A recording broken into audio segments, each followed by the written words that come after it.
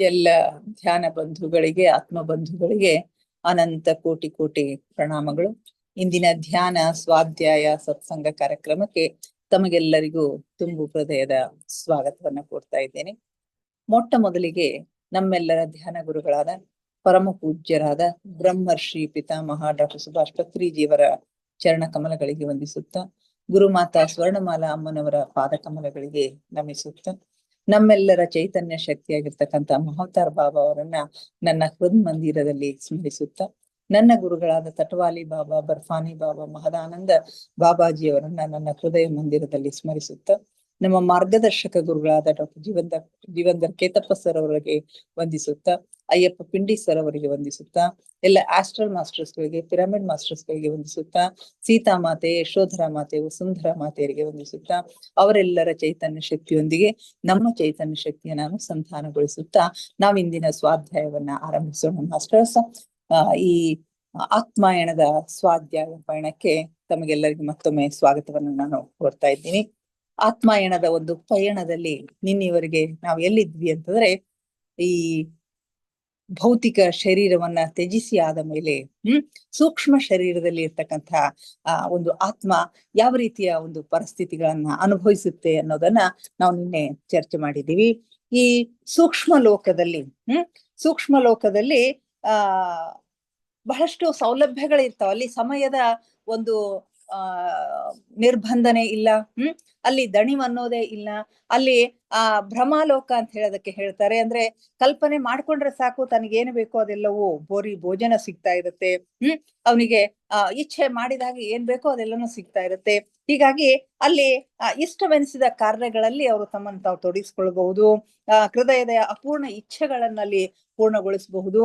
ಸಮಯದ ಅಭಾವವಿಲ್ಲ, ದೃಷ್ಟಿ ದೋಷವಿಲ್ಲ, ಶರೀರ ದಣಿಯೋದೇ ಇಲ್ಲ ಅಂತ ಹೇಳ್ತಾರೆ. ಜ್ಞಾನಾರ್ಜನೆಗೆ ಎಲ್ಲೆಯೇ ಇಲ್ಲದಂತಹ ಒಂದು ಅವಕಾಶ ಅಲ್ಲಿ ಇರ್ತದೆ. ಎಷ್ಟು ಬೇಕೋ ಅಷ್ಟು, ಮಿತಿನೇ ಇಲ್ಲದಷ್ಟು ಜ್ಞಾನವನ್ನ ಅರ್ಜನೆ ಮಾಡಬಹುದು, ಗಳಿಸಬಹುದು ಅಂತಕ್ಕಂಥ ಮಾತುಗಳನ್ನ ಇಲ್ಲಿ ಹೇಳ್ತಾರೆ. ದಣಿವಾಗುವಂತಹದ್ದು ಈ ಸೂಕ್ಷ್ಮ ಶರೀರದಲ್ಲಿ ಏನೂ ಇರೋದಿಲ್ಲ ಅಂತ ಹೇಳ್ತಾರೆ. ಇಷ್ಟೆಲ್ಲ ಸೌಲಭ್ಯಗಳಿದ್ದರೂ ಕೂಡ ಈ ಭೂಮಿಯ ಮೇಲೆ ಸಹಜವಾಗಿ ಬದುಕನ್ನ ಸಾಗಿಸಿರ್ತಕ್ಕಂಥ ವ್ಯಕ್ತಿಗೆ, ತುಂಬಾ ಬ್ಯುಸಿ ಆಗಿರ್ತಕ್ಕಂಥ ವ್ಯಕ್ತಿಗೆ, ಒಬ್ಬ ಯಶಸ್ವಿ ಉದ್ಯಮಿ ಆಗಿರ್ತಕ್ಕಂಥವನು, ಎಲ್ಲ ಸುಖ ಸಂತೋಷಗಳನ್ನ ಪಡಿತಕ್ಕಂತಹ ವ್ಯಕ್ತಿಗೆ ಆ ಸೂಕ್ಷ್ಮ ಶರೀರದಲ್ಲಿ ಅವನಿಗೆ ತುಂಬಾ ನೀರಸ ಅನಿಸ್ಬಿಡ್ತದ.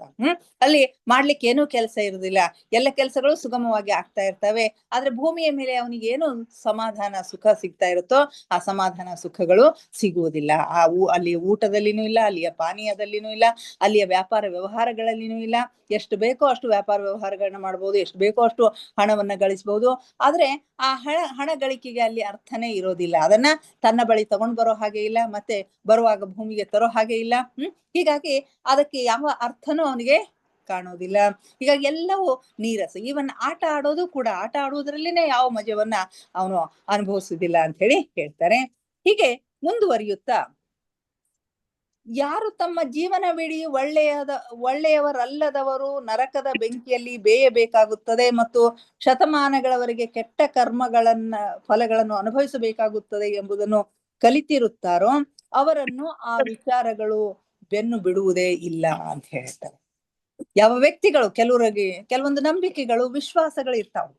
ಯಾರು ಜೀವನವಿಡೀ ಒಳ್ಳೆ ಕೆಲಸ ಮಾಡ್ಲಿಲ್ಲ ಅಂತಂದ್ರೆ ನಾನು ನರಕಕ್ಕೆ ಹೋಗ್ತೀನಿ, ನರಕದಲ್ಲಿ ತುಂಬಾ ಕಷ್ಟ ಇರ್ತದ, ಅಲ್ಲಿ ಬೆಂಕಿಯಲ್ಲಿ ನಾನು ಬೇಯಬೇಕಾಗ್ತದ, ಶತಮಾನಗಳವರೆಗೆ ನಾನು ಮಾಡಿರ್ತಕ್ಕಂಥ ಕೆಟ್ಟ ಕರ್ಮಗಳ ಫಲಗಳನ್ನ ನಾನು ಅನುಭವಿಸ್ಬೇಕಾಗ್ತದ ಅಂತಕ್ಕಂಥ ಒಂದು ಕಲ್ಪನೆಯಲ್ಲಿ, ಒಂದು ಭಾವನೆಯಲ್ಲಿ ಏನಿರ್ತಾರಲ್ಲ, ಅವರಿಗೆ ಆ ಸೂಕ್ಷ್ಮ ಲೋಕದಲ್ಲಿನೂ ಕೂಡ ಸಮಾಧಾನ ಅವರಿಗೆ ಸಿಗೋದಿಲ್ಲ. ಆ ವಿಚಾರಗಳನ್ನ ಬಿಡ್ಲಿಕ್ಕೆ ಸಾಧ್ಯನೇ ಆಗೋದಿಲ್ಲ. ಅವನು ಇವುಗಳಿಂದ ಮುಕ್ತನಾಗುವುದರಲ್ಲಿನೇ ಸುಸ್ತಾಗಿ ಹೋಗ್ತಾನೆ. ಅಂಥ ವಿಚಾರಗಳಲ್ಲಿ ಮುಕ್ತನಾಗುವುದರಲ್ಲಿಯೇ ಸುಸ್ತಾಗಿ ಹೋಗ್ತಾನಂತ. ಅವನನ್ನ ಮೂರ್ಖನನ್ನಾಗಿ ಮಾಡಲಾಗಿದೆ ಎಂದು ಅವನಿಗೆ ಅನಿಸತೊಡಗುತ್ತದೆ. ಆದರೂ ಅವನಿಗೆ ಮೊದಲಿನಿಂದಲೂ ಎಲ್ಲೋ ಒಂದು ಕಡೆ ಇವೆಲ್ಲ ಅಂಧವಿಶ್ವಾಸವೆಂದು ಅವನಿಗೆ ಅನ್ನಿಸುತ್ತಿತ್ತು.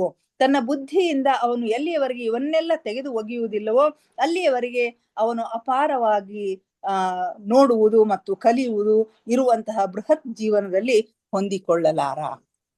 ಎಲ್ಲಿಯವರೆಗೆ ಅವನ ಮನಸ್ಸಿನಲ್ಲಿರ್ತಕ್ಕಂಥ ಆ ವಿಚಾರಗಳು ಕೆಟ್ಟ ಕೆಲಸಗಳನ್ನ ಮಾಡಿದಾಗ ನಾನು ನರಕಕ್ಕೆ ಹೋಗ್ತೀನಿ, ಕೆಟ್ಟ ಕರ್ಮಗಳನ್ನ ಮಾಡಿದಾಗ ನಾನು ಬಹಳಷ್ಟು ಕಷ್ಟವನ್ನು ಅನುಭವಿಸ್ತೀನಿ ಅಂತಕ್ಕಂಥ ವಿಚಾರಗಳನ್ನ ಎಲ್ಲಿವರೆಗೆ ಅವನು ಕಿತ್ತಿ ಒಗೆಯೋದಿಲ್ವೋ, ಅಂತಂದ್ರೆ ಇದು ಒಂದು ಭ್ರಮೆ, ಇದು ಒಂದು ಅಂಧವಿಶ್ವಾಸ ಅಂತಕ್ಕಂಥದ್ದು ಒಳಗ ಅವನಿಗೆ ಒಂದು ಮನಸ್ಸು ಹೇಳ್ತಾ ಇರ್ತದ. ಆದ್ರೂ ಕೂಡ ಅದನ್ನ ಒಪ್ಕೊಳ್ಳಿಕ್ಕೆ ತಯಾರಿರೋದಿಲ್ಲ. ಎಲ್ಲಿಯವರೆಗೆ ಆ ಮನಸ್ಸಿನಿಂದ ಅದನ್ನ ತೆಗೆದು ಹಾಕೋದಿಲ್ವೋ ಅಲ್ಲಿಯವರೆಗೆ ಅವನು ಈ ಅಪಾರವಾಗಿ ನೋಡುವುದು ಮತ್ತು ಕಲಿಯುವುದು ಇರುವಂತಹ ಬೃಹತ್ ಜೀವನದಲ್ಲಿ ಹೊಂದಿಕೊಳ್ಳುವುದಿಲ್ಲ. ಅಂದ್ರೆ ದಿವ್ಯ ದೃಷ್ಟಿಯನ್ನ, ಒಂದು ವಿಶಾಲ ದೃಷ್ಟಿಯನ್ನ ಅವನು ಪಡಿಲಿಕ್ಕೆ ಸಾಧ್ಯ ಆಗೋದಿಲ್ಲ ಅಂತ ಹೇಳಿ ಹೇಳ್ತಾರೆ. ಇನ್ನು ಕೆಲವರು ಅಲ್ಲಿ ದುಃಖಿಗಳಾಗಿರ್ತಾರೆ. ಸೂಕ್ಷ್ಮ ಲೋಕದಲ್ಲಿ ದುಃಖ ಅನ್ನೋದೇ ಇಲ್ಲ ಅಂತ ಒಂದು ಕಡೆ ಹೇಳ್ತಾರೆ. ಆದ್ರೂ ಕೂಡ ಕೆಲವು ಜನ ದುಃಖಿಗಳಾಗಿನೇ ಇರ್ತಾರಂತ. ಅಲ್ಲಿ ಮೇಲಿಂದ ಅವರು ತಮ್ಮ ಭೌತಿಕ ಜೀವನವನ್ನು ನೋಡಿಕೊಂಡಾಗ ಅವರು ಎಷ್ಟೊಂದು ಅವಕಾಶಗಳನ್ನು ಕೊಂಡರೆಂಬುದನ್ನು ತಿಳಿದುಕೊಳ್ತಾರೆ. ಮೇಲೆ ಹೋಗಿ ತಾವು ಭೂಮಿ ಮೇಲೆ ಇದ್ದಾಗ ಹೇಗಿದ್ವಿ ಅಂತಕ್ಕಂಥ ಭೌತಿಕ ಜೀವನವನ್ನ ಅವರು ವೀಕ್ಷಿಸ್ತಾರ, ನೋಡ್ಕೊಳ್ತಾರಂತ. ನೋಡ್ಕೊಂಡಾಗ ನನಗೆ ಎಷ್ಟೋ ಅವಕಾಶಗಳು ಬಂದಿದ್ವು, ಅವೆಲ್ಲವುಗಳನ್ನ ನಾನು ಮಿಸ್ ಮಾಡ್ಕೊಂಡೆ, ಅವುಗಳನ್ನ ಸರಿಯಾಗಿ ನಾನು ಬಳಕೆ ಮಾಡ್ಕೊಳ್ಳಿಲ್ಲ ಅಂತಕ್ಕಂಥ ಒಂದು ಅಸಮಾಧಾನ ಅವ್ರಿಗೆ ಉಂಟಾಗ್ತದಂತ. ಇದು ಕೂಡ ಅವರ ಮೇಲೆ ಬೇರೆ ಪರಿಣಾಮಗಳನ್ನ ಬೀರ್ತದ. ಕೆಲವರಿಗೆ ಪಶ್ಚಾತ್ತಾಪ ಆಗ್ತದ. ಇನ್ನು ಕೆಲವರು ಮುಂದೆ ನಾನು ಮತ್ತೆ ಭೂಮಿ ಮೇಲೆ ಜೀವ ತೆಗೆದುಕೊಂಡು ಹೋದಾಗ ಇಂಥ ಅವಕಾಶಗಳನ್ನ ಬಳಸ್ಕೊಳ್ಬೇಕು ಅಂತಕ್ಕಂಥ ಒಂದು ಮನೋಭಾವನೆ ಮೂಡ್ತದ. ಉದಾಹರಣೆಗೆ ಇಲ್ಲೊಂದು ಉದಾಹರಣೆಯನ್ನ ಕೊಡ್ತಾರ. ಒಬ್ಬನು ತನ್ನ ಪತ್ನಿ ಹಾಗೂ ಪರಿವಾರದ ಖರ್ಚಿನ ಭಾರವನ್ನು ಹೊರುತ್ತಿದ್ದವನು ಬಹುಶಃ ಸಾಯುವ ಮುನ್ನ ಅವನು ಸಾಕಷ್ಟು ವ್ಯವಸ್ಥೆ ಮಾಡಿರಲಿಲ್ಲ. ಸಾಮಾನ್ಯವಾಗಿ ಮನೆಯ ಒಡೆಯ ಅಂತಾರೆ ಮನೆಯ ಖರ್ಚು ವೆಚ್ಚಗಳನ್ನೆಲ್ಲ ನೋಡ್ಕೊಂಡು ಹೋಗ್ತಕ್ಕಂಥವನು ಅಕಸ್ಮಾತ್ ಆಗಿ ಅವನು ಸಾವಿಗೆ ಈಡಾದಾಗ ಮನೆಯ ಸದಸ್ಯರಿಗೆ ಸಾಕಾಗುವಷ್ಟು ಪ್ರಮಾಣದಲ್ಲಿ ಆಸ್ತಿ ಪಾಸ್ತಿಗಳನ್ನ ಮಾಡಿ ಹೋಗದೇ ಇರ್ತಕ್ಕಂಥ ಸಂದರ್ಭದಲ್ಲಿ ಸತ್ತ ಮೇಲೆ ಅವನಿಗೆ ಪಶ್ಚಾತ್ತಾಪ ಆಗ್ತದೆ. ನಾನೇನೂ ಹೆಚ್ಚು ಗಳಿಸಿಡ್ಲಿಲ್ಲ, ಹೆಂಡರು ಮಕ್ಕಳ ಸಲುವಾಗಿ ಏನೂ ಇಡ್ಲಿಲ್ಲ ಅಂತಕ್ಕಂಥ ಅಸಮಾಧಾನ ಅವನಿಗೆ ಆಗ್ಲಿಕ್ಕೆ ಶುರು ಮಾಡ್ತದ. ಆಗ ಅವರೆಲ್ಲ ಏನು ಮಾಡುತ್ತಿರಬಹುದು ಅಂತ ಹೇಳಿ ಚಿಂತಾಕ್ರಾಂತನಾಗಿರ್ತಾನೆ. ಇದೊಂದು ಸಾಮಾನ್ಯ ಮೂರ್ಖ ಸಂಗತಿ. ಹೋದ ಮೇಲೆ ಇಂಥ ಚಿಂತೆ ಮಾಡೋದು ಮೂರ್ಖ ಸಂಗತಿ ಅಂತ ಹೇಳಿ ಹೇಳ್ತಾರೆ. ಯಾಕಂದ್ರೆ ಶರೀರನೇ ಇಲ್ಲ ಅಂತಂದ್ಮೇಲೆ ಅವನ ಜವಾಬ್ದಾರಿಗಳನ್ನ ಹೊರಲಿಕ್ಕೆ ಅವನು ಸಾಧ್ಯನೇ ಇಲ್ಲ ಅಂತ ಹೇಳಿ ಹೇಳ್ತಾರೆ. ಅವನು ಚಿಂತೆ ಮಾಡುವುದರಿಂದ ಅವನ ಪರಿವಾರಕ್ಕೆ ಸಹಾಯವಂತೂ ಆಗುವುದಿಲ್ಲ. ಪರಿವಾರಕ್ಕೆ ಯಾವ ಸಹಾಯನೂ ಆಗೋದಿಲ್ಲ. ಅದಕ್ಕೆ ವಿರುದ್ಧವಾಗಿ ಹಿಂದೆ ಇರುವ ಪರಿವಾರದ ಸದಸ್ಯರಿಗೆ ಇನ್ನಿಷ್ಟು ದುಃಖ ಆಗ್ಲಿಕ್ಕೆ ಕಾರಣ ಆಗ್ತದ ಅಂತ ಹೇಳಿ ಹೇಳ್ತಾರೆ. ಹೀಗಾಗಿ ಅವನು ದುಃಖವನ್ನು ಕಡಿಮೆ ಮಾಡಿಕೊಳ್ಳುವುದರ ಬದಲಾಗಿ ಹೆಚ್ಚಿಸಿಕೊಳ್ತಾನೆ. ಇನ್ನು ಪರಿವಾರದ ಸದಸ್ಯರು ಕೂಡ ಬೇರೆ ಬೇರೆ ಆತ್ಮಗಳೇ ಆಗಿರ್ತಾರೆ. ಪ್ರತಿಯೊಬ್ಬ ವ್ಯಕ್ತಿಯು ತನ್ನದೇ ಆಗಿರ್ತಕ್ಕಂಥ ಆತ್ಮ ಸಂಸ್ಕಾರವನ್ನ ತೆಗೆದುಕೊಂಡು ಬಂದಿರ್ತಾನೆ, ತನ್ನದೇ ಆಗಿರ್ತಕ್ಕಂಥ ಕರ್ಮಗಳನ್ನ ತಂದ್ಕೊಂಡು ಬಂದಿರ್ತಾನೆ. ಅವರ ಕರ್ಮದ ಫಲಗಳನ್ನ ಅವರು ಅನುಭವಿಸ್ಬೇಕಾಗತ್ತೆ. ಬಹುಶಃ ಕಷ್ಟವನ್ನ ಅನುಭವಿಸೋದು ಅವ್ರ ಕರ್ಮದಲ್ಲಿ ಇರಬಹುದು. ಗಂಡ ಸಾಯುವಾಗ ಹಿಂದೆ ಏನೂ ಬಿಡ್ಲಿಲ್ಲ, ಕಷ್ಟಪಟ್ಟು ಮುಂದೆ ಬರ್ತಾರೆ ಅಂತ ಹೇಳಿ ನಾವೇನ್ ಅಂತ ಇರ್ತೀವಲ್ಲ, ಅವರಿಗೂ ಕೂಡ ಅಂತ ಕಷ್ಟದಲ್ಲಿ ಬದುಕುವ ಒಂದು ಫಲ ಅವರಿಗೆ ಇರಬಹುದು. ಸೊ ಈ ಜನ್ಮದಲ್ಲಿ ಅದನ್ನ ಅವರಿಗೆ ಅನುಭವಿಸಲೇಬೇಕಾಗಿದೆ ಎಂಬುದನ್ನು ಅವನು ತಿಳಿದುಕೊಂಡರೆ ಈ ಸಮಸ್ಯೆಗೆ ಪರಿಹಾರ ದೊರೆಯುವುದು ಸಾಧ್ಯವಿದೆ. ಅಂದ್ರೆ ಇಂಥ ಯಾವ ವಿಚಾರಗಳು ಪಶ್ಚಾತ್ತಾಪ ಪಟ್ಟು ನಾ ಹೀಗೆ ಮಾಡದೆ ಅಂತ ಬರೇ ಪಶ್ಚಾತ್ತಾಪ ಪಡ್ಬೋದೇ ವಿನಃ ಅದರಿಂದ ಯಾವ ಸಮಾಧಾನನೂ ಕೂಡ ಆಗ್ಲಿಕ್ಕೆ ಸಾಧ್ಯ ಆಗೋದಿಲ್ಲ. ಯಾವುದರ ಮೇಲೆ ನಿಯಂತ್ರಣವಿಲ್ಲವೋ ಅವುಗಳನ್ನು ಕುರಿತು ವೃಥಾ ಚಿಂತಿಸಿದರೆ ಫಲವಿಲ್ಲ. ಯಾವ ವಿಷಯಗಳ ಮೇಲೆ, ಯಾವ ವಸ್ತುಗಳ ಮೇಲೆ ನಮ್ಮ ನಿಯಂತ್ರಣವಿಲ್ಲವೋ, ನಮ್ಮ ಹಿಡಿತ ಇಲ್ಲವೋ, ನಮಗೆ ಅವು ಸಿಗ್ಲಿಕ್ಕೆ ಸಾಧ್ಯ ಇಲ್ಲವೋ ಅವುಗಳನ್ನ ಕುರಿತು ವ್ಯರ್ಥ ವಿಚಾರ ಮಾಡಿದ್ರೆ, ಚಿಂತೆ ಮಾಡಿದ್ರೆ ಏನೂ ಫಲ ಇಲ್ಲ ಅಂತ ಹೇಳ್ತಾರೆ. ಆದರೂ ಅಂಥದನ್ನು ಚಿಂತಿಸುತ್ತಾ ಮತ್ತು ಭವಿಷ್ಯದ ಕುರಿತು ವಿನಾಕಾರಣ ಕೆಟ್ಟದಾಗಿ ಆಲೋಚಿಸುತ್ತಾ ಸ್ವಯಂ ಕಷ್ಟಗಳನ್ನು ಸೃಷ್ಟಿಸಿಕೊಳ್ಳುವಂತಹ ಜನರು ಈ ಜಗತ್ತಿನಲ್ಲಿ ಇರ್ತಾರೆ. ಅಷ್ಟೆಲ್ಲ ಗೊತ್ತಿದ್ದು ತನ್ನ ಕೈಯಲ್ಲಿ ಇಲ್ಲದೆ ಇರ್ತಕ್ಕಂಥದ್ದು, ತನ್ನ ನಿಯಂತ್ರಣದಲ್ಲಿ ಇಲ್ಲದೆ ಇರ್ತಕ್ಕಂಥದ್ರ ಬಗ್ಗೆ ವೃಥಾ ಚಿಂತಿಸಿ ಏನು ಫಲ ಇಲ್ಲ ಅಂತಕ್ಕಂಥ ಒಂದು ಸಂಗತಿ ಗೊತ್ತಿದ್ದು ಅನೇಕ ಜನರು ಚಿಂತೆ ಮಾಡ್ತಾ ಇರ್ತಾರೆ. ಭವಿಷ್ಯದ ಕುರಿತು ವಿನಾಕಾರಣ ಕೆಟ್ಟದಾಗಿ ಆಲೋಚನೆ ಮಾಡ್ತಾರೆ. ನಾಳೆ ಹಿಂಗಾದ್ರೆ ಹೆಂಗೆ ಅಂತ ಹೇಳಿ ಕೆಟ್ಟದ್ದನ್ನೇ ಹೆಚ್ಚು ವಿಚಾರ ಮಾಡೋದು ಕಂಡು ಬರ್ತದ. ಸೊ ಇಂಥ ಜನರು ಈ ಜಗತ್ತಿನಲ್ಲಿ ಅದಾರ ಅಂತ ಹೇಳ್ತಾರೆ. ಯಾವಾಗ್ಲೂ ಕೆಟ್ಟದ್ದೇ ಆಗುತ್ತದೆ ಎಂದು ಅವ್ರಿಗೆ ಅನಿಸ್ತಾ ಇರ್ತದ. ಅವರ ಸತ್ತ ನಂತರವೂ ಹಾಗೆ ಆಲೋಚಿಸುತ್ತಾರೆ. ಕೆಲವರು ಇರ್ತಾರೆ, ನನಗೆ ಯಾಕೆ ಕೆಟ್ಟದಾಗ್ತದೆ, ಯಾವಾಗ್ಲೂ ನನಗೆ ಕೆಟ್ಟದೇ ಆಗ್ತದೆ ಅಂತ ಹೇಳಿ ಅಂತಿರ್ತಾರ. ಅವ್ರ ಸತ್ತ ಮೇಲೆ ಕೂಡ ಅದೇ ರೀತಿನೇ ಆಲೋಚನೆ ಮಾಡ್ತಾ ಇರ್ತಾರಂತ. ಹೀಗಾಗಿ ಅವರನ್ನು ಯಾವಾಗಲೂ ದುಃಖವು ಸುತ್ತುವರಿದಿರುತ್ತೆ. ಅವರು ಸ್ವಯಂ ದುಃಖಿಗಳಾಗಿದ್ದು ತಮ್ಮ ಸುತ್ತಮುತ್ತಲು ದುಃಖವನ್ನು ಹರಡುತ್ತಾರೆ. ಸ್ವತಃ ಅವರು ದುಃಖಿಗಳಾಗಿರ್ತಾರೆ, ತಮ್ಮ ಸುತ್ತಮುತ್ತಲು ಇರ್ತಕ್ಕಂತಹ ಜನರಿಗೂ ಕೂಡ ಆ ದುಃಖವನ್ನೇ ಅವ್ರು ಹರಡ್ತಾರಂತ. ದೌರ್ಭಾಗ್ಯದಿಂದ ಭೂಮಿಯ ಮೇಲಿನಂತೆಯೇ ಅಲ್ಲಿಯೂ ಅಂಥ ಜನರು ಒಂದಾಗ್ತಾರೆ. ದೌರ್ಭಾಗ್ಯದಿಂದ ಭೂಮಿಯ ಮೇಲೆ ಹೇಗೆ ಯಾರ್ಯಾರ ಅಭಿರುಚಿಗೆ ತಕ್ಕ ಹಾಗೆ ಫ್ರೆಂಡ್ಸ್ಗಳು ಸಿಗ್ತಾರಲ್ಲ, ಇಲ್ಲಿಯೂ ಕೂಡ ಅವರವರ ಅಭಿರುಚಿಗೆ ತಕ್ಕ ಹಾಗೆ ಅಂಥ ಫ್ರೆಂಡ್ಸ್ಗಳೇ, ಅಂಥ ಗೆಳೆಯರಲ್ಲಿ ಕೂಡ ಸಿಗ್ತಾರೆ, ಅಂಥ ಜನರೇ ಅಲ್ಲಿ ಒಂದಾಗ್ತಾರಂತೆ. ಮತ್ತು ಈಗಲೂ ಕೂಡ ಅದೇ ಆಲೋಚನಾ ಸರಣಿಯನ್ನ ಅವರು ಹೊಂದುತ್ತಾರೆ. ಅಲ್ಲಿ ಹೋದ್ಮೇಲೂ ಕೂಡ ಸೂಕ್ಷ್ಮ ಲೋಕದಲ್ಲಿಯೂ ಕೂಡ ಅದೇ ಆಲೋಚನೆ, ಅದೇ ರೀತಿಯ ವಿಚಾರಗಳನ್ನ ಅವರು ಮಾಡ್ತಾ ಇರ್ತಾರೆ. ಅದು ಸುಳ್ಳೆಂದು ಅವರಿಗೆ ಗೊತ್ತಿದ್ದರೂ ಕೂಡ ಇಂಥ ಉದಾಸ ಸ್ಥಿತಿಯ ಜನರಿಗೆ ಸಹಾಯ ಮಾಡಲು ಸದಾ ತತ್ಪರರಾದಂತಹ ಜನರಿಂದ ಸ್ವಲ್ಪ ಸಮಯದ ನಂತರ ಅವರಿಗೆ ತಮ್ಮ ಮೂರ್ಖತನದ ಅನುಭವ ಆಗುತ್ತದೆ. ಅದು ಸುಳ್ಳು ಅಂತ ಹೇಳಿ ಗೊತ್ತಿದ್ರು ಕೂಡ ಅಂಥ ಒಂದು ಮನಸ್ಥಿತಿಯಲ್ಲಿನೇ ಅವರು ಇರ್ತಾ ಇರ್ತಾರೆ. ಇಂಥ ಉದಾಸ ಸ್ಥಿತಿಯ ಜನರಿಗೆ, ಇಂಥ ಏನಂತಾರೆ ನೆಗೆಟಿವ್ ವಿಚಾರ ಮಾಡ್ತಕ್ಕಂಥವ್ರು, ಋಣಾತ್ಮಕವಾಗಿ ವಿಚಾರ ಮಾಡ್ತಕ್ಕಂಥ ಜನರಿಗೆ ಸಹಾಯ ಮಾಡ್ಲಿಕ್ಕೆ ಸದಾ ಸಿದ್ಧರಾಗಿರ್ತಕ್ಕಂಥ ಕೆಲವರು ಜನರು ಸ್ವಲ್ಪ ಸಮಯದ ನಂತರ ಅವ್ರಿಗೆ ಸಿಗ್ತಾರಂತೆ. ಅವರ ಅದ್ರ ಬಗ್ಗೆ ಅವರ ಒಂದು ವಿಚಾರ ಸರಿ ಅಲ್ಲ ಅಂತಕ್ಕಂಥ ಒಂದು ತಿಳುವಳಿಕೆಯನ್ನ ಅವರಿಗೆ ಕೊಡ್ತಾರೆ. ಒಂದು ಅವರು ಈ ರೀತಿ ವಿಚಾರ ಮಾಡ್ತಕ್ಕಂಥದ್ದು ಅದು ಮೂರ್ಖತನ ಅಂತಕ್ಕಂಥ ವಿಷಯ ಅವರಿಗೆ ಮನದಟ್ಟು ಮಾಡ್ತಾರೆ. ಅವರ ಆ ಗುರುಗಳು ಯಾವುದು ಕೆಟ್ಟದ್ದು ಎಂಬುದನ್ನು ತಿಳಿಸಿ ಹೇಳಿ ಅವರ ಮನಸ್ಸಿನಿಂದ ಅಂತಹ ವಿಚಾರಗಳನ್ನೆಲ್ಲ ತೆಗೆದು ಹಾಕಿ ಹೊಸ ತರ್ಕಯುಕ್ತ ಸುಖದಾಯಕ ವಿಚಾರಗಳನ್ನು ಅವರ ಮನಸ್ಸಿನಲ್ಲಿ ತುಂಬುತ್ತಾರೆ. ಅಲ್ಲಿಯೂ ಕೂಡ ಅವರಿಗೆ ಮಾರ್ಗದರ್ಶಕರು ಇರ್ತಾರೆ. ನಿಮ್ಮ ವಿಚಾರ ಸರಣಿ ತಪ್ಪು, ಈ ರೀತಿ ವಿಚಾರವನ್ನ ನೀವು ಮಾಡಬಾರದು ಅಂತ ಹೇಳಿ ಅವರಲ್ಲಿ ಪಾಸಿಟಿವ್ ಆಗಿರ್ತಕ್ಕಂಥ ಧನಾತ್ಮಕವಾಗಿರ್ತಕ್ಕಂಥ ವಿಚಾರಗಳನ್ನ ತುಂಬಿ ತರ್ಕಯುಕ್ತವಾಗಿರ್ತಕ್ಕಂಥ ಸುಖದಾಯಕ ವಿಚಾರಗಳನ್ನ ಅವರ ಮನಸ್ಸಿನಲ್ಲಿ ತುಂಬುತ್ತಾರೆ. ಅವರ ವರ್ತಮಾನವನ್ನಷ್ಟೇ ಅಲ್ಲದೆ ಅವರ ಭೂತ ಮತ್ತು ಭವಿಷ್ಯತ್ತುಗಳನ್ನು ಕೂಡ ಅವರೆದುರು ಸ್ಪಷ್ಟಗೊಳಿಸಿ ಅವರನ್ನು ಪ್ರಶಾಂತಗೊಳಿಸುತ್ತಾರೆ. ಅವರ ವರ್ತಮಾನ ಪ್ರಸ್ತುತ ಸ್ಥಿತಿಯನ್ನಷ್ಟೇ ಅಲ್ಲದೇನೆ ಅವರ ಭೂತ ಮತ್ತು ಭವಿಷ್ಯತ್ತು, ಹಿಂದೆ ನೀನೇನು ಮಾಡಿದ್ದೀಯಾ, ಮುಂದೆ ನೀನು ಏನಾಗ್ತೀಯಾ ಅಂತಕ್ಕಂಥ ವಿಷಯಗಳ ಬಗ್ಗೆ ಕೂಡ ಅವ್ರಿಗೆ ತಿಳುವಳಿಕೆಯನ್ನ ಮೂಡಿಸಿ ಅವರ ಮನಸ್ಸನ್ನ ಪ್ರಶಾಂತಗೊಳಿಸ್ತಕ್ಕಂಥ ಒಂದು ಕೆಲಸವನ್ನಲ್ಲಿ ಮಾಡ್ತಾರೆ. ಯಾವುದೋ ಒಂದು ಹೊಸ ವಿಚಾರವನ್ನು ಕೇವಲ ಅದು ನಿನಗೆ ಅಪರಿಚಿತವೆನ್ನುವ ಕಾರಣಕ್ಕಾಗಿ ನೀನು ಅದನ್ನು ತಿರಸ್ಕರಿಸಬೇಡ. ಯಾವುದೇ ಒಂದು ಹೊಸ ವಿಷಯ ಅದು ಹೊಸದು, ನಿನಗೆ ಹೊಸದು ಅಂತಕ್ಕಂಥ ಒಂದು ದೃಷ್ಟಿಯಿಂದ ಅದು ನಿನಗೆ ಅಪರಿಚಿತ ಅಂತಕ್ಕಂಥ ಕಾರಣಕ್ಕಾಗಿ ನೀನು ಅದನ್ನ ತಿರಸ್ಕರಿಸಬೇಡ. ಹೊಸ ವಿಷಯಗಳನ್ನ ಸಾಧ್ಯವಾದಷ್ಟು ಅವುಗಳನ್ನ ತಿಳಿದುಕೊಳ್ಳಿಕ್ಕೆ, ಅವುಗಳನ್ನ ನಾವು ಅರ್ಥ ಮಾಡ್ಕೊಳ್ಳಿಕ್ಕೆ ಪ್ರಯತ್ನ ಮಾಡಬೇಕು ಅಂತಕ್ಕಂಥ ಮಾತನಲ್ಲಿ ಹೇಳ್ತಾರೆ. ಬದಲಾಗಿ ಅದರ ಪ್ರತಿಯೊಂದು ಮಗ್ಗುಲುಗಳನ್ನು ವಿಚಾರ ವಿಮರ್ಶೆ ಮಾಡಿ ನಿಷ್ಕರ್ಷೆ ಹೊಂದು ಸ್ವಲ್ಪ ಸಮಯದವರೆಗೆ ನಿನ್ನ ಮನಸ್ಸಿನಲ್ಲಿ ಅವಶ್ಯವಾಗಿ ಗೊಂದಲ ಇರುವುದು ಸಹಜ. ಆದರೆ ಅದೇ ಗೊಂದಲದಿಂದ ನಿನಗೆ ಪ್ರಕಾಶ ದೊರೆಯುವುದು. ಯಾವುದೋ ಒಂದು ಹೊಸ ವಿಚಾರವನ್ನ ಕೇವಲ ಅದು ನನಗೆ ಗೊತ್ತಿಲ್ಲ, ನನಗೆ ಅಪರಿಚಿತ ಅಂತ ಹೇಳಿ ಬಿಡಬೇಡ್ರಿ. ಅದನ್ನ ನೀವು ತಿಳ್ಕೊಳ್ಳುವ ಒಂದು ಪ್ರಯತ್ನವನ್ನ ಮಾಡಿ, ಎಲ್ಲ ಮಗ್ಗುಲುಗಳಿಂದ, ಅದರ ಪ್ರತಿಯೊಂದು ಮಗ್ಗುಲುಗಳಿಂದ ವಿಚಾರ ವಿಮರ್ಶೆ ಮಾಡಿ ನಿಷ್ಕರ್ಷ ಮಾಡಿ ಆ ವಿಷಯಗಳನ್ನ ತಿಳ್ಕೊಳ್ಳಿಕ್ಕೆ ನೀವು ಪ್ರಯತ್ನ ಮಾಡ್ರಿ. ಸ್ವಲ್ಪ ಸಮಯದವರೆಗೆ ನಿಮಗೆ ಗೊಂದಲ ಅನ್ನಿಸ್ಬಹುದು, ಆದ್ರೆ ಅದೇ ಗೊಂದಲದಿಂದ ನಿಮ್ಗೆ ಪ್ರಕಾಶ ಸಿಗ್ತದ, ಬೆಳಕು ಸಿಗ್ತದ, ಹೊಸದೊಂದು ವಿಚಾರ ಅಲ್ಲಿ ನಿಮ್ಗೆ ಗೊತ್ತಾಗ್ತದ ಅನ್ನೋದನ್ನ ಹೇಳ್ತಾರೆ. ಕೊನೆಗೆ ಅದುವೇ ನಿನ್ನನ್ನು ಜ್ಞಾನ ದೊರೆಯುವ ಮತ್ತು ಪರಿಪೂರ್ಣ ಮಾನವನಾಗುವ ತಿಳುವಳಿಕೆಯತ್ತ ಕೊಂಡೊಯ್ಯುತ್ತದೆ. ಕೊನೆಗೆ ಅದೇ ಯಾವುದು ನನಗೆ ಗೊತ್ತಿಲ್ಲ ಅಂತ ಹೇಳಿ ನೀವೇನು ಇರ್ತಿರಲ್ಲ, ಅದೇ ನಿನಗೆ ಕೊನೆಗೆ ಜ್ಞಾನದ ಎಡೆಗೆ, ಪರಿಪೂರ್ಣ ಮಾನವನಾಗುವ ತಿಳುವಳಿಕೆಯತ್ತ ನಿಮ್ಮನ್ನ ಕರೆದುಕೊಂಡು ಹೋಗ್ತದ. ಯಾವುದೇ ಶಿಕ್ಷೆ ಅಥವಾ ಬಹುಮಾನ ಪಡೆಯುವ ವಿಚಾರವನ್ನು ಮನಸ್ಸಿನಿಂದ ತೆಗೆದು ಹಾಕಿ, ಹೀಗೆ ಮಾಡೋದ್ರಿಂದ ನನಗೆ ಶಿಕ್ಷೆ ಆಗ್ತದ ಅಥವಾ ಹೀಗೆ ಒಳ್ಳೆ ಕೆಲಸ ಮಾಡೋದ್ರಿಂದ ನನಗೆ ಬಹುಮಾನ ಸಿಗ್ತದ ಅಂತಕ್ಕಂಥ ವಿಷಯವನ್ನ ನಿಮ್ಮ ಮನಸ್ಸಿನಿಂದ ತೆಗೆದು ಹಾಕ್ರಿ. ಇದಕ್ಕೆ ಶಿಕ್ಷೆಯೂ ಇಲ್ಲ, ಬಹುಮಾನವೂ ಇಲ್ಲ. ನಿನ್ನ ಬದುಕು ನೀನ್ ಹೇಗೆ ಬದುಕ್ತಿ ಅನ್ನೋದಕ್ಕೆ ಶಿಕ್ಷೆನೂ ಇಲ್ಲ, ಬಹುಮಾನನೂ ಇಲ್ಲ. ಪರಿಣಾಮ ಮಾತ್ರ ಅವಶ್ಯವಾಗಿ ಇದೆ. ಒಳ್ಳೇದೇ ಮಾಡ್ಲಿ ಕೆಟ್ಟದೇ ಇರ್ಲಿ ಅದಕ್ಕೆ ಶಿಕ್ಷೆನೂ ಇಲ್ಲ, ಅದಕ್ಕೆ ಬಹುಮಾನನೂ ಇಲ್ಲ, ಆದ್ರೆ ಅದರ ಪರಿಣಾಮ ಮಾತ್ರ ಅದ ಅಂತ ಹೇಳ್ತಾರೆ. ಅದರ ಪರಿಣಾಮವನ್ನ ನೀವು ಬದುಕಿನಲ್ಲಿ ಅನುಭವಿಸ್ಲೇಬೇಕಾಗ್ತದ. ಯಾಕಂದ್ರೆ ಕಾರಣವಿದೆ ಎಂದರೆ ಕಾರ್ಯವೂ ಇದೆ ಮತ್ತು ಭೂಮಿಯ ಮೇಲೆ ಅನ್ವಯವಾಗುವಂತೆ ಅಲ್ಲಿಯೂ ಕೂಡ ಕರ್ಮ ಸಿದ್ಧಾಂತದ ನಿಯಮಗಳು ಅನ್ವಯಿಸುತ್ತವೆ. ಕಾರ್ಯ ಕಾರಣ ಸಿದ್ಧಾಂತ ಅಂತ ಹೇಳ್ತಾರೆ. ಒಂದು ಯಾವುದೋ ಕಾರಣದಿಂದ ಯಾವುದೋ ಕೆಲಸ ಆಗ್ತಾ ಇರ್ತದ ಅಂತ ಹೇಳಿ. ಅಂದ್ರೆ ಇಲ್ಲಿ ಭೂಮಿಯ ಮೇಲೆ ಹೇಗೆ ಕರ್ಮ ಸಿದ್ಧಾಂತ ಅದಲ್ಲ, ಅದೇ ರೀತಿ ಸೂಕ್ಷ್ಮ ಲೋಕದಲ್ಲಿಯೂ ಕೂಡ ಕರ್ಮ ಸಿದ್ಧಾಂತ ಕೆಲಸ ಮಾಡ್ತದ.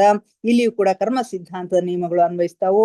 ನಾವು ಯಾವ ರೀತಿ ಇರುತ್ತಿದ್ದೇವೆಯೋ ಮತ್ತು ಇದ್ದೇವೆಯೋ ಅದೇ ರೀತಿ ಮೃತ್ಯುವಿನ ಆಚೆಯೂ ಇರುತ್ತೇವೆ. ನಾವು ಈಗೇನಿದ್ದೇವಲ್ಲ ಅದೇ ರೀತಿ ಮೃತ್ಯುವಿನ ನಂತರವೂ ಕೂಡ ಇರ್ತೇವೆ ಅಂತ ಹೇಳ್ತಾರೆ. ಆಗಲೂ ನಾವು ಇಲ್ಲಿ ನಮ್ಮನ್ನ ಆವರಿಸಿದ ವಿಚಾರಗಳಿಂದಲೇ ಅಲ್ಲಿಯೂ ಆಗಿರುತ್ತೇವೆ. ಆದ್ದರಿಂದ ನಾವು ವಿಜ್ಞಾನ, ಕಲೆ, ಸಂಗೀತ, ಸಾಹಿತ್ಯ ಹಾಗೂ ಪ್ರಾಕೃತಿಕ ಸೌಂದರ್ಯ ಅಥವಾ ಸ್ಪಷ್ಟವಾಗಿ ಹೇಳಬೇಕೆಂದರೆ ಕೇವಲ ಭೌತಿಕವಲ್ಲದ ಯಾವುದಾದ್ರೂ ಉನ್ನತ ಆಸಕ್ತಿಗಳನ್ನು ಬೆಳೆಸಿಕೊಳ್ಳಬೇಕು.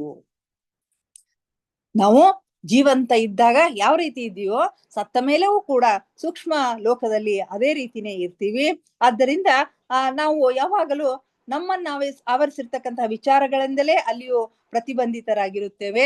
ಆದ್ದರಿಂದ ನಾವು ನಮ್ಮ ಕೆಲವೊಂದು ಏನಂತೀರಿ ಹೆಚ್ಚಿನ ಆಸಕ್ತಿಗಳನ್ನ ನಾವು ಬೆಳೆಸ್ಕೊಳ್ಬೇಕು. ವಿಜ್ಞಾನ, ಸಂಗೀತ, ಕಲೆ, ಸಾಹಿತ್ಯ ಹಾಗೂ ಪ್ರಾಕೃತಿಕ ಸೌಂದರ್ಯ ಅಥವಾ ಸ್ಪಷ್ಟವಾಗಿ ಹೇಳಬೇಕಂದ್ರೆ ಕೇವಲ ಭೌತಿಕವಲ್ಲದ ಯಾವುದಾದ್ರೂ ಉನ್ನತ ಆಸಕ್ತಿಯನ್ನ ಬೆಳೆಸಿಕೊಳ್ಳಬೇಕು ಅಂತ ಹೇಳ್ತಾರೆ. ಆಗ ಬೇರೆ ಜಗತ್ತಿನಲ್ಲಿ ನಮ್ಮ ಜೀವನವು ಸುಖಮಯವಾಗಿ ಇರುತ್ತೆ. ಇನ್ನ ಕೆಲವೊಂದು ಅಭಿರುಚಿಗಳನ್ನ, ಕೆಲವೊಂದು ವಿಶೇಷ ಆಸಕ್ತಿಗಳನ್ನ ನಾವು ಬೆಳೆಸಿಕೊಂಡಿದ್ದೆ ಆದ್ರೆ ಅಲ್ಲಿಯೂ ಕೂಡ ನಾವು ಆನಂದದಿಂದ ಇರ್ಲಿಕ್ಕೆ ಸಾಧ್ಯ ಆಗುತ್ತೆ. ನಮ್ಮನ್ನು ನಾವು ಈ ಜೀವನದಲ್ಲಿ ತಯಾರುಗೊಳಿಸಿಕೊಳ್ಳದಿದ್ದಲ್ಲಿ ನಮಗೆ ಅಲ್ಲಿಯ ಅವಕಾಶಗಳು ನಿರುಪಯುಕ್ತ ಆಗಿ ಬಿಡುತ್ತವೆ. ಅಲ್ಲಿಯೂ ಕೂಡ ನಮ್ಮನ್ನು ನಾವು ಈ ಜೀವನದಲ್ಲಿ ಗೊಳಿಸ್ಲಿಕ್ಕೆ ಸಾಧ್ಯ ಆಗ್ಲಿಲ್ಲ, ನಾವು ಸಿದ್ಧ ಆಗ್ಲಿಲ್ಲ ಅಂತಂದ್ರೆ ಅಲ್ಲಿಯೂ ಕೂಡ ಅವಕಾಶಗಳು ನಮಗೆ ಸಿಗುವುದಿಲ್ಲ. ಸಿಕ್ಕ ಅವಕಾಶಗಳನ್ನ ಬಳಸ್ಕೊಳ್ಳಿಕ್ಕೆ ಸಾಧ್ಯ ಆಗೋದಿಲ್ಲ. ಅವು ಕೂಡ ನಿರುಪಯುಕ್ತ ಆಗ್ತಾವು ಅಂತಕ್ಕಂಥ ಮಾತನ್ನ ಹೇಳ್ತಾರೆ. ಸೊ ಇಲ್ಲಿಗೆ ಮೊದಲನೆಯ ಅಧ್ಯಾಯ ಮುಕ್ತಾಯ ಆಗತ್ತೆ. ಇನ್ನು ಎರಡನೆಯ ಅಧ್ಯಾಯ ಮುಕ್ತಾಯ ಆಗತ್ತೆ. ಇನ್ನು ಮೂರನೆಯ ಅಧ್ಯಾಯದಲ್ಲಿ ಏನ್ ಹೇಳ್ತಾರೆ ಅನ್ನೋದನ್ನ ಸ್ವಲ್ಪ ನೋಡೋಣ.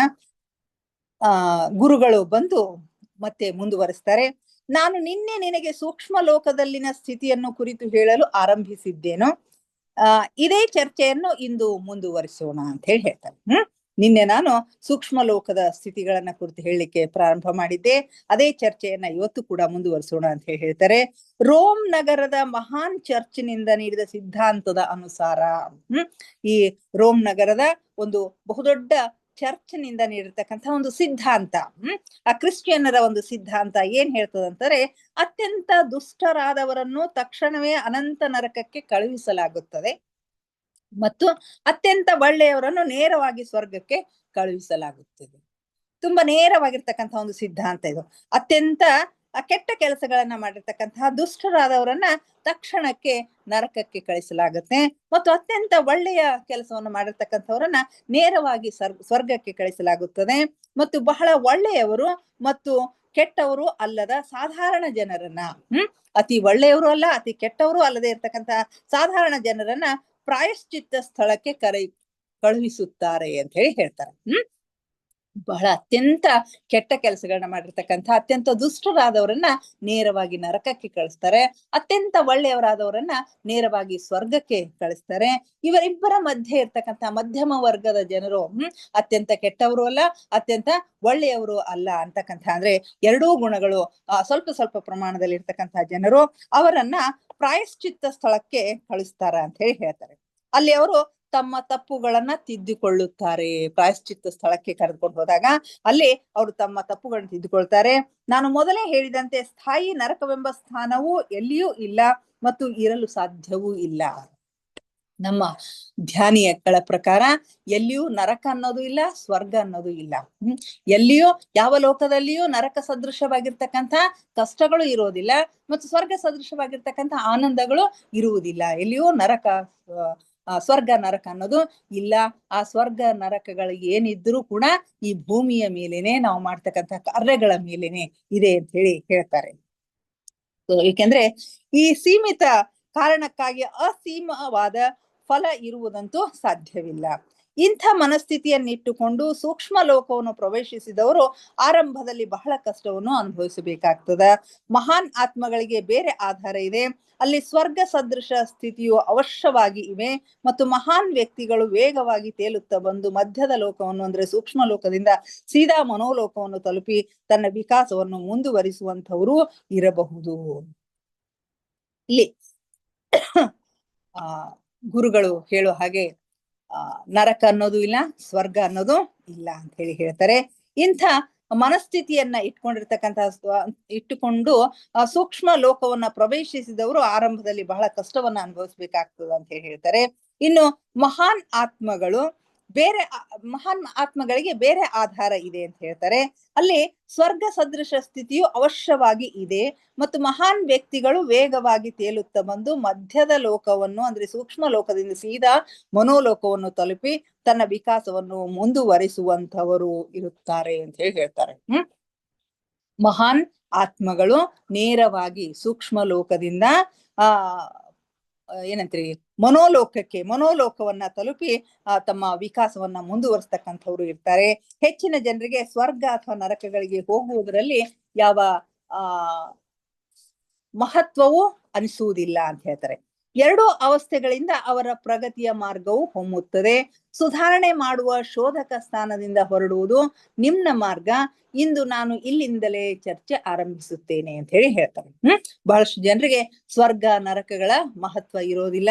ಒಳ್ಳೆಯ ಆತ್ಮಗಳು, ದಿವ್ಯವಾಗಿರ್ತಕ್ಕಂತಹ ಮಹಾನ್ ಆತ್ಮಗಳು ನೇರವಾಗಿ ಮನೋಲೋಕವನ್ನ ತಲುಪಿ ತನ್ನ ವಿಕಾಸವನ್ನ ಮುಂದುವರಿಸಿಕೊಂಡು ಹೋಗ್ತಕ್ಕಂತಹ ಒಂದು ಪರಿಸ್ಥಿತಿ ಇರ್ತದ. ಹೀಗಾಗಿ ಎರಡು ಅವಸ್ಥೆಗಳಿಂದ ಅವರ ಪ್ರಗತಿಯ ಮಾರ್ಗವು ಹೊಮ್ಮುತ್ತದೆ. ಪ್ರಗತಿ ಎರಡೂ ಮಾರ್ಗದಿಂದನೂ ಆಗ್ತದ. ಸುಧಾರಣೆ ಮಾಡುವ ಶೋಧಕ ಸ್ಥಾನದಿಂದ ಹೊರಡುವುದು ನಿಮ್ನ ಮಾರ್ಗದಿಂದ. ಇಲ್ಲಿ ಕೆಳ ದರ್ಜೆಯ ಒಂದು ಮಾರ್ಗದಿಂದ ಹೋದಾಗ ಸುಧಾರಣೆಯ ಒಂದು ಶೋಧಕ ಸ್ಥಾನ ಗೊತ್ತಾಗ್ತದ. ಅಲ್ಲಿಂದಲೇ ನಾನು ಚರ್ಚೆನ ಆರಂಭ ಮಾಡ್ತೇನೆ ಅಂತ ಹೇಳಿ ಗುರುಗಳು ಹೇಳ್ತಾರೆ. ರೋಮನ್ ಕ್ಯಾಥೋಲಿಕ್ ಜನರ ಪ್ರಾಯಶ್ಚಿತ್ತ ಸ್ಥಳ ಸಿದ್ಧಾಂತವು ಮಧ್ಯ ಬರುವಂತ ಸ್ಥಿತಿಯಾಗಿದೆ. ಈ ರೋಮನ್ ಕ್ಯಾಥೋಲಿಕ್ ಜನರ ಪ್ರಾಯಶ್ಚಿತ್ತ ಸ್ಥಳ, ಮಧ್ಯಮ ವರ್ಗದ ಜನರನ್ನ ಅವರು ಪ್ರಾಯಶ್ಚಿತ್ತ ಸ್ಥಳಕ್ಕೆ ಕಳಿಸ್ತಾರಲ್ಲ, ಆ ಪ್ರಾಯಶ್ಚಿತ್ತ ಸ್ಥಳ ಸಿದ್ಧಾಂತ ಮಧ್ಯ ಬರ್ತಕ್ಕಂಥ ಒಂದು ಸ್ಥಿತಿಯಾಗಿದೆ. ಇಲ್ಲಿ ತನ್ನಿಂದ ಜರುಗಲ್ಪಟ್ಟ ದುಷ್ಕರ್ಮಗಳ ಪರಿಷ್ಕಾರವಾಗುತ್ತದೆ. ತನ್ನಿಂದ ಮಾಡಲ್ಪಟ್ಟಿರ್ತಕ್ಕಂಥ ಕೆಟ್ಟ ಕರ್ಮಗಳಿಂದ ಪರಿಷ್ಕಾರ ಆಗ್ತದ. ಬೆಂಕಿಯಲ್ಲಿ ಹಾಕಿ ಸುಡುವಂತಹ ಉದಾಹರಣೆಯ ಮೂಲಕ ನಾನು ವರ್ಣನೆ ಮಾಡುವುದು ಒಂದು ದುಃಖದಾಯಕ ಪ್ರಕ್ರಿಯೆಯಾಗಿದೆ. ಈ ಸಿದ್ಧಾಂತದಲ್ಲಿ ಒಂದು ಹಂತದವರೆಗೆ ನಿಶ್ಚಿತವಾಗಿ ಸತ್ಯವಿದ್ದರೂ ಕೆಲವರು ಯಾವ ಪಾಠವನ್ನು ಕಲಿಯುವುದಕ್ಕಾಗಿ ಆ ಸ್ಥಾನಗಳನ್ನು ನಿರ್ಮಿಸಲಾಗಿದೆಯೋ ಅವುಗಳನ್ನು ಕಲಿಯದೆ ಇದರಿಂದ ಹಲವು ರೀತಿಯಿಂದ ಪಾರಾಗಿ ಉಳಿದುಕೊಳ್ಳುತ್ತಾರೆ. ಹೇಗೆ ಪಾರಾಗುತ್ತಾರೆ? ಹೀಗಾಗುವುದು ಸಾಧ್ಯವಿದೆ ಎಂದು ಅನಿಸುವುದಿಲ್ಲ ಅಂತ ಹೇಳ್ತಾರೆ. ರೋಮನ್ ಕ್ಯಾಥೋಲಿಕ್ ಜನರ ಪ್ರಾಯಶ್ಚಿತ್ತ ಸ್ಥಳ ಸಿದ್ಧಾಂತವು ಮಧ್ಯ ಬರುವಂತ ಒಂದು ಸ್ಥಿತಿಯಾಗದ. ಇಲ್ಲಿ ತನ್ನಿಂದ ಜರುಗಲ್ಪಟ್ಟಿರ್ತಕ್ಕಂತಹ ದುಷ್ಟ ಕರ್ಮಗಳನ್ನ, ಕೆಟ್ಟ ಕರ್ಮಗಳಿಗೆ ಪರಿಷ್ಕಾರ ಆಗ್ತಕ್ಕಂಥ ಒಂದು ಸಾಧ್ಯತೆ ಇದೆ. ಬೆಂಕಿಯಲ್ಲಿ ಹಾಕಿ ಸುಡುವಂತ ಉದಾಹರಣೆಯ ಮೂಲಕ ನಾವು ವರ್ಣನೆ ಮಾಡ್ಲಿಕ್ಕೆ ಅದು ಒಂದು ದುಃಖದಾಯಕವಾಗಿರ್ತಕ್ಕಂಥ ಪ್ರಕ್ರಿಯೆ ಆಗಿದೆ ಅಂತ ಹೇಳ್ತಾರೆ. ಈ ಸಿದ್ಧಾಂತದಲ್ಲಿ ಒಂದು ಹಂತದವರೆಗೆ ನಿಶ್ಚಿತವಾಗಿ ಸತ್ಯವಿದ್ದರೂ ಕೆಲವರು ಯಾವ ಪಾಠವನ್ನು ಕಲಿಯೋದಿಲ್ಲ ಅಂತ. ಯಾವ ಪಾಠವನ್ನು ಕಲಿಯುವುದಕ್ಕಾಗಿ ಆ ಸ್ಥಾನಗಳನ್ನು ನಿರ್ಮಿಸಲಾಗಿದೆಯೋ ಅವುಗಳನ್ನ ಕಲಿಯದೆ ಇದರಿಂದ ಹಲವು ರೀತಿಯಿಂದ ಪಾರಾಗಿ ಹೋಗ್ತಕ್ಕಂಥ ಒಂದು ಸಾಧ್ಯತೆ ಅದ. ಯಾವ ಉದ್ದೇಶಕ್ಕಾಗಿ ಪಾಠ ಕಲಿಯುವುದಕ್ಕಾಗಿ ಆ ಪ್ರಾಯಶ್ಚಿತ್ತ ಸ್ಥಳಗಳನ್ನ ಅವರು ಸ್ಥಾಪನೆ ಮಾಡಿರ್ತಾರೆ. ಆದ್ರೆ ಕೆಲವು ಜನರು ಅಲ್ಲಿ ಯಾವ ಪಾಠವನ್ನು ಕೂಡ ಕಲಿಯದೇನೆ ಹಾಗೆ ಮುಂದೆ ಹೋಗ್ತಾರೆ ಅಂತಕ್ಕಂಥ ಮಾತುಗಳಲ್ಲಿ ಬರ್ತಾವ. ಆದ್ರೆ ಗುರುಗಳಂತಾರೆ ಹೇಗೆ ಪಾರಾಗ್ತಾರೆ? ಹೀಗಾಗುವುದು ಸಾಧ್ಯವಿದೆ ಎಂದು ಅನಿಸೋದಿಲ್ಲ ಅಂತ ಹೇಳ್ತಾರೆ. ಮನುಷ್ಯನು ಎಷ್ಟೇ ದೊಡ್ಡ ಧನಿಕನಾಗಿದ್ದರೂ ಕೂಡ ಮರಣದ ನಂತರ ಅವನ ಮೇಲೆ ಏನು ಜರುಗುತ್ತಿದೆ ಎಂಬುದಕ್ಕೆ ಅವನ ಸಿರಿತನ ಏನೂ ಸಂಬಂಧ ಬರುವುದಿಲ್ಲ. ಎಷ್ಟೇ ಶ್ರೀಮಂತನಾದ್ರೂ ಮೇಲು ಲೋಕದಲ್ಲಿ ಅವನನ್ನ ಪಾರ್ ಮಾಡ್ಲಿಕ್ಕೆ, ಅವನನ್ನ ಉಳಿಸ್ಲಿಕ್ಕೆ ಅವನ ಸಿರಿತನ ಏನೂ ಕೆಲಸ ಮಾಡೋದಿಲ್ಲ. ಈ ಭೌತಿಕ ಜಗತ್ತಿನಲ್ಲಿ ಧನ ಬಲದಿಂದ ತನ್ನ ಜೀವಿತ ಅವಧಿಯಲ್ಲಿಯ ಪರಿಸ್ಥಿತಿಗಳಿಂದ ತನ್ನನ್ನು ರಕ್ಷಿಸಿಕೊಳ್ಳಬಲ್ಲನಾದರೂ ಇಲ್ಲಿಂದ ಹೋದ ಮೇಲೆ ಹಣಕ್ಕೆ ಯಾವ ಬೆಲೆಯೂ ಇರುವುದಿಲ್ಲ. ತನ್ನ ಸಂಬಂಧಿಕರು ಮತ್ತು ಮಿತ್ರರು ಈ ಲೋಕದಲ್ಲಿ ತಮ್ಮ ಪ್ರಚಾರ ಪ್ರಸಿದ್ಧಿಗಾಗಿ ಸಾಕಷ್ಟು ಖರ್ಚು ಮಾಡುತ್ತಿದ್ದರೂ ಕೂಡ ಇದರಿಂದೇನೂ ಲಾಭ ಆಗೋದಿಲ್ಲ. ಶ್ರೀಮಂತ ವ್ಯಕ್ತಿಯ ಬಂಧುಗಳು ಸಾಕಷ್ಟು ಖರ್ಚು ಮಾಡ್ತಾ ಇದ್ರು ಕೂಡ ಅವನಿಗೆ ಏನು ಲಾಭ ಆಗೋದಿಲ್ಲ.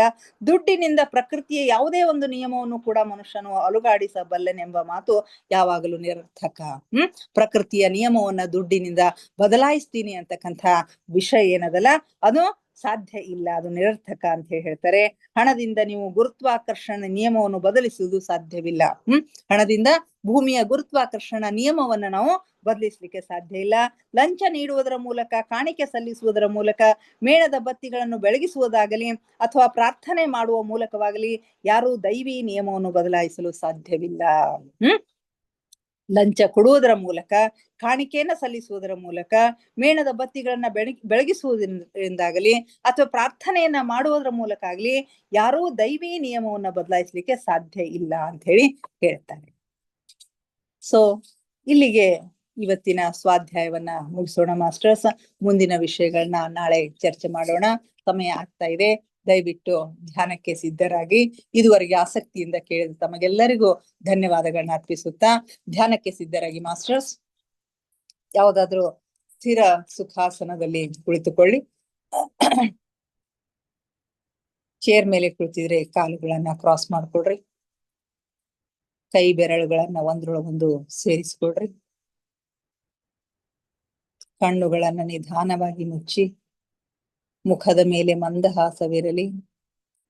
ದೇಹದ ಯಾವ ಭಾಗದಲ್ಲಿಯೂ ಬಿಗಿತ ಬೇಡ. Relax relax relax please.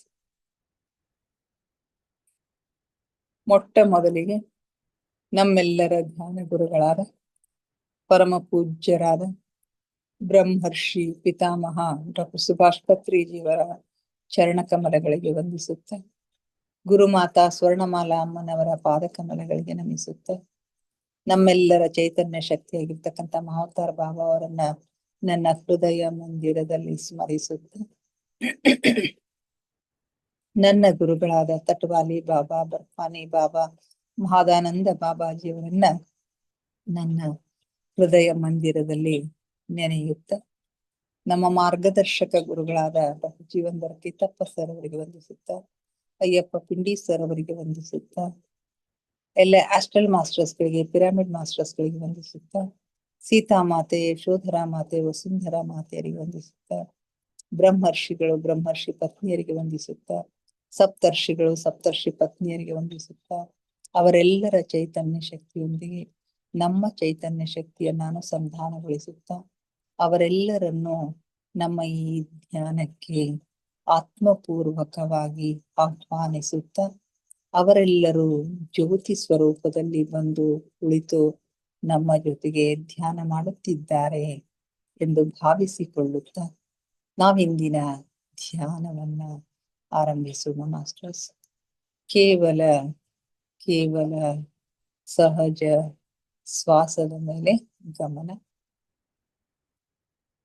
ಪ್ರಕೃತಿ ಸಹಜವಾದ ಉಸಿರಾಟವಿರಲಿ ಮಾಸ್ಟರ್ಸ್. ಒಳ ಹೋಗುವ ಉಸಿರು, ಹೊರ ಬರುವ ಉಸಿರನ್ನೇ ಏಕಧಾರೆಯಾಗಿ ನಿರಂತರವಾಗಿ ಗಮನಿಸಿ ಮಾಸ್ಟರ್ಸ್.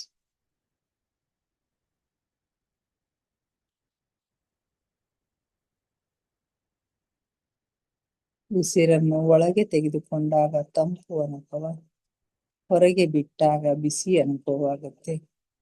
ಗಮನಿಸಿ ಮಾಸ್ಟರ್ಸ್. ಯಾವ ಆಲೋಚನೆಗಳು ಬೇಡ. ಆಲೋಚನೆಗಳು ಬಂದರೆ ಅವುಗಳನ್ನ ಬದಿಗೆ ಸರಿಸಿ ಮತ್ತೆ ಉಸಿರಿನ ಮೇಲೆ ಗಮನ ಹರಿಸಿ ಮಾಸ್ಟರ್ಸ್. ಒಂದೊಂದು ಉಸಿರು ನಿಮ್ಮ ಗಮನಕ್ಕೆ ಬಾರದೆ ಹೋಗದಿರಲಿ.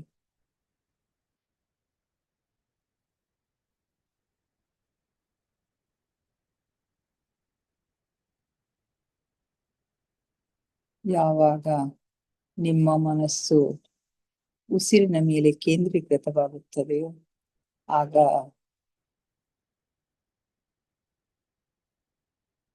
ನಿಮ್ಮ ಮನಸ್ಸು ಶಾಂತವಾಗುತ್ತದೆ, ಆಲೋಚನೆಗಳು ಶೂನ್ಯವಾಗುತ್ತವೆ, ಧ್ಯಾನ ಸಿದ್ಧಿಸುತ್ತವೆ.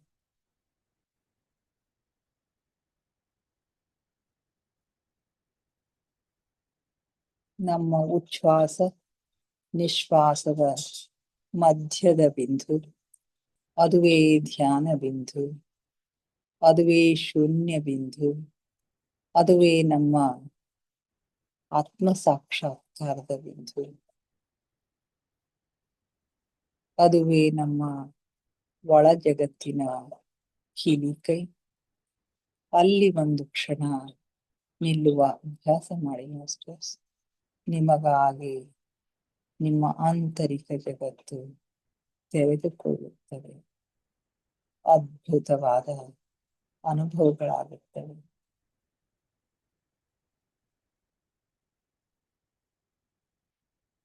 ಆಲಿಸಿ ಆಲಿಸಿ ಸೂಕ್ಷ್ಮ ನಾದಗಳನ್ನು, ಸೂಕ್ಷ್ಮ ಸ್ವರಗಳನ್ನು ಆಲಿಸಿ.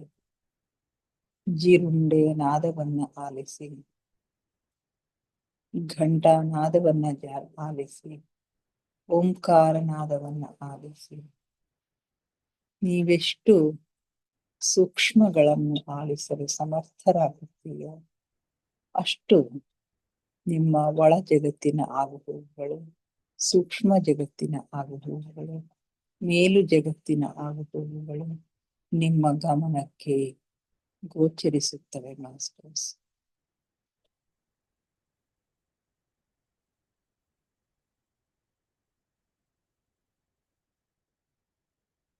ಧ್ಯಾನ ಆಳವಾಗ್ತಾ ಇದೆ.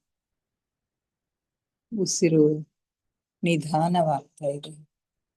ಉಸಿರು ನಿಧಾನವಾಗುತ್ತಾ ನಿಧಾನವಾಗುತ್ತಾ ಚಿಕ್ಕದಾಗುತ್ತಾ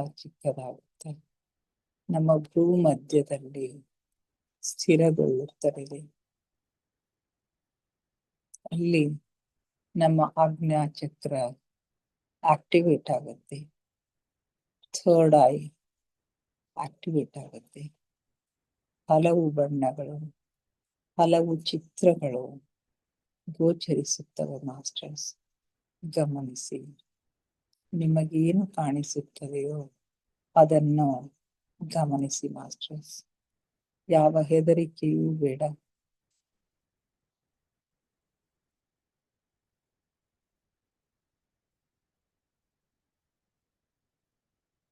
ಆಳವಾದ ಧ್ಯಾನದ ಹಾಲ್ಗಡಲಿನಲ್ಲಿ ನಿಮ್ಮನ್ನು ನೀವು ಮುಳುಗಿಸಿ.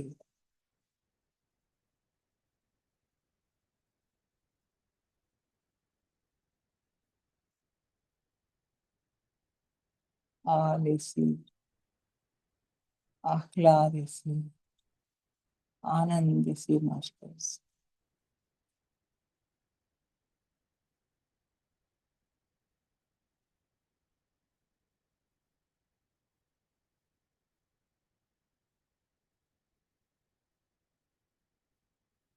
ನಾನು ದೇಹವಲ್ಲ, ನಾನು ಆತ್ಮಸ್ವರೂಪಿ.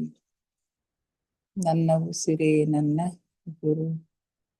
ಉಸಿರೆಂಬ ಗುರುವಿನ ಸಹಾಯದಿಂದ ನನ್ನ ಅಂತಿಮ ಗಮ್ಯದ ಕಡೆಗೆ ನಿರಂತರವಾದ ಪಯಣ ಸಾಗುತ್ತದೆ.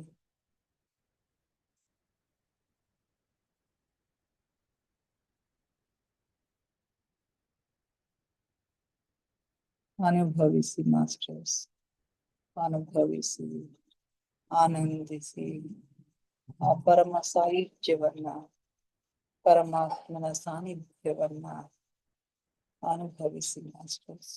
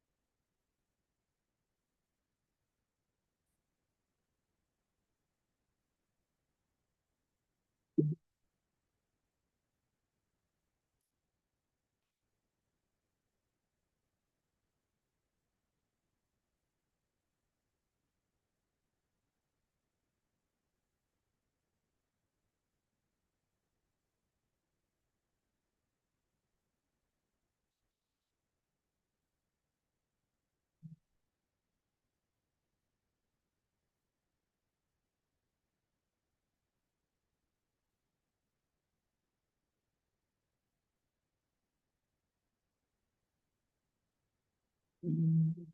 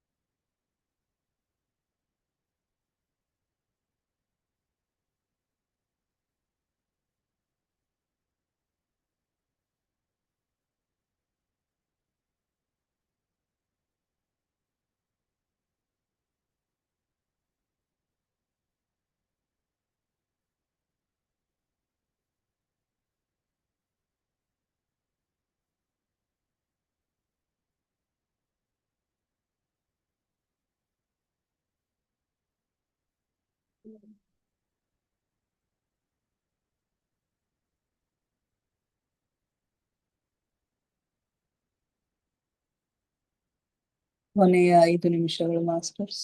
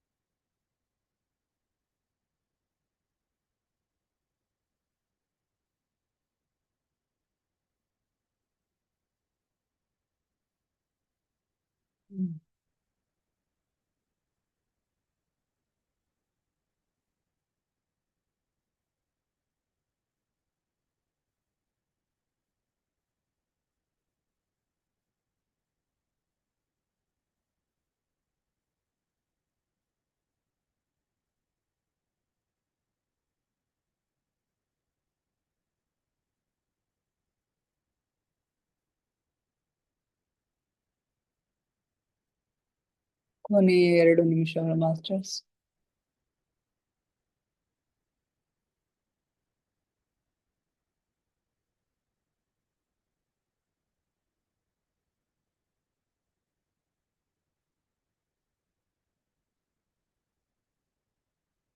ಕೊನೆಯ 1 ನಿಮಿಷ. ನಿಧಾನವಾಗಿ ಧ್ಯಾನದಿಂದ ಹೊರಬರಲು ಪ್ರಯತ್ನಿಸಿ ಮಾಸ್ಟರ್ಸ್.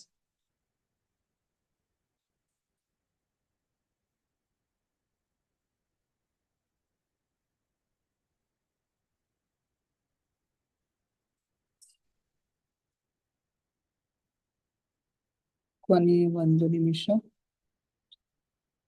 30 seconds.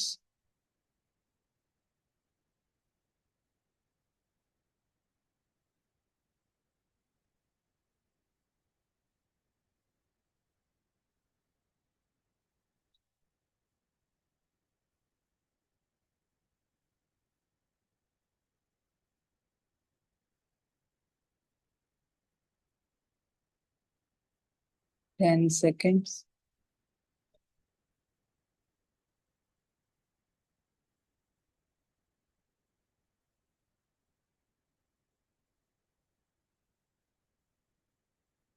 Five, 4, 3, 2, 1, 0.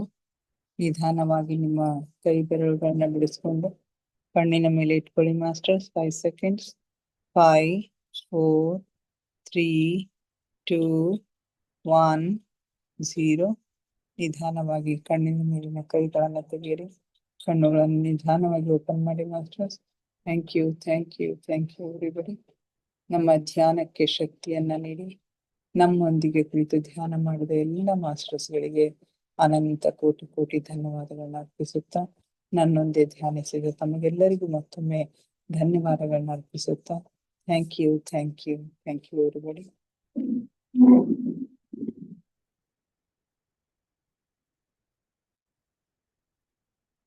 ಹಲೋ, ಯಾರಾದ್ರೂ ಏನಾದ್ರು ಶೇರ್ ಮಾಡ್ಕೊಳ್ರಿ. ಹಲೋ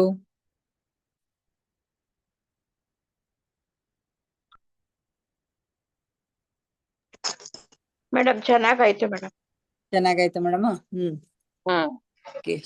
ಎನರ್ಜಿ ತುಂಬಾ ಚೆನ್ನಾಗಿದೆ. ಎನರ್ಜಿ ಬಹಳ ಇತ್ತು ಮೇಡಮ್, ಬಹಳ ಇತ್ರಿ. ಎನರ್ಜಿ ನನಗೂ ಇವತ್ತು ಕಣ್ ತೆಗಿಯಕ್ಕೆ ಬರಲಾಗಿತ್ತು. ಹೌದು, ನನ್ಗೂ ಹಂಗೆ ಆಗ್ಲಕತ್ತಿತ್ತು ನೋಡು. ಸ್ವಾಧ್ಯಾಯ ಹೆಂಗ ಅನ್ಸಕತ್ತದ್ರಿ ಮೇಡಮ್? ಅರ್ಥ ಆಗ್ಲಿಕತ್ತದ್ರಿ ಸ್ವಾಧ್ಯಾಯ? ಈಗ ಅರ್ಥ ಆಗ್ತದೆ. ಈಗ ಚೆನ್ನಾಗ್ ಅನಿಸ್ತಾ ಇದೆ.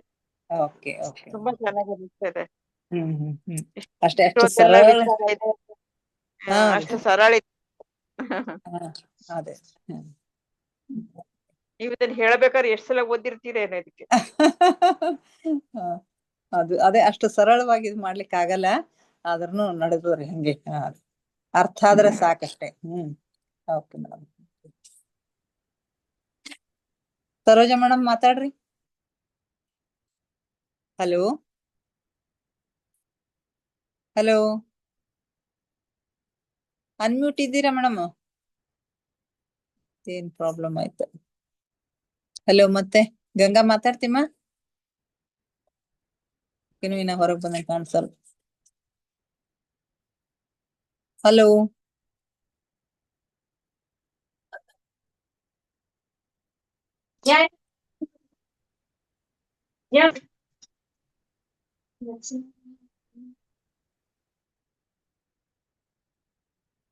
ಹಲೋ,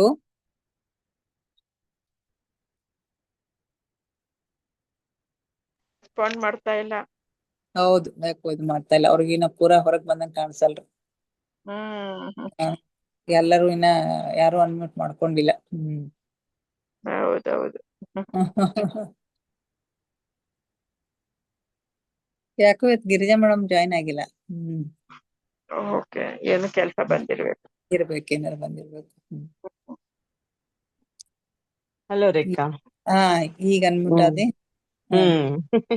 ಈಗ ಇದಾಯ್ತು ನನಗ, ನೀವು ಯಾರು ಅದೇ. ಆಗಿಲ್ಲ ಅಂತ ಇದು ಕೇಳಿಸ್ದಂಗ ಆಯ್ತು. ಹೊರಗ್ ಬಂದೆ. ಏನ ಧ್ಯಾನ ಬಹಳ ಡೀಪ್ ಇತ್ತು ಇವತ್. ನನಗ್ ಸ್ವಾಧ್ಯಾಯ ಕೇಳಕ್ಕೂ ಪೂರ ಕೇಳಕ್ ಆಗಿಲ್ಲ. ಹೌದಲ್ಲ. ನಿದ್ದೆ ಹೋಗ್ಬಿಟ್ಟಿದೀನಿ. ಅದನ್ ಮತ್ತೆ ನಾಳೆ ಕೇಳ್ಬೇಕು. ನನಗ ಅರ್ಧ ಆಗ್ಯದ ನನಗೆ ಇವತ್ತದು ಸ್ವಾಧ್ಯಾಯ. ಅದು ಟಯರ್ಡ್ ಬೇರೆ ಆಗಿರ್ತದಲ್ರಿ. ಹೌದೌದೌದು. ಅದು ಧ್ಯಾನಕ್ ಕೂತ ತಕ್ಷಣ ನಿಮ್ ಧ್ವನಿ ಅದು ಎಳ್ಕೊಂಡ್ ಹೋಗ್ಬಿಡ್ತದ ನಮ್ಮ ಪೂರನೇ ಒಳಗ. ಜೋಳ ಹಾಡ್ದಂಗ ಆಗ್ತದೇನು. ಒಂದೊಂದ್ಸಲ ಹಂಗ ಆಗ್ತದ. ಇವತ್ ಪೂರ ಕೇಳಕ್ ಆಗ್ಲಿ. ಇಲ್ಗ ಸ್ವಾಧ್ಯಾಯ ಪೂರ ಕೇಳೇ ಇದಾಗಕ್ಕಿ ನಾನು. ಯಾಕೋ ಇವತ್ ಹಂಗ ಆಯ್ತದ. Thank you. Okay Rekha, thank you so much. ಅಂದ್ರೆ ಎಲ್ಲರಿಗೂ ಮತ್ತೊಮ್ಮೆ ಧನ್ಯವಾದಗಳು. ನಾಳೆ ಭೇಟಿಯಾಗೋಣ ಇನ್ನಷ್ಟು ಧ್ಯಾನ, ಸ್ವಾಧ್ಯಾಯ, ಸತ್ಸಂಗದೊಂದಿಗೆ. Thank you. ಇವತ್ತಿನ ಇದು ಗ್ರೂಪಿಗೆ ಹಾಕ್ಬಿಡ್ರಿ, ನಾನು ಸ್ಕೂಲ್ನಾಗ ಅದನ್ನ ಕೇಳ್ಕೊತೀನಿ. Okay okay Rekha, thank you. End ಮಾಡ್ಲಿ. Good night. Good night.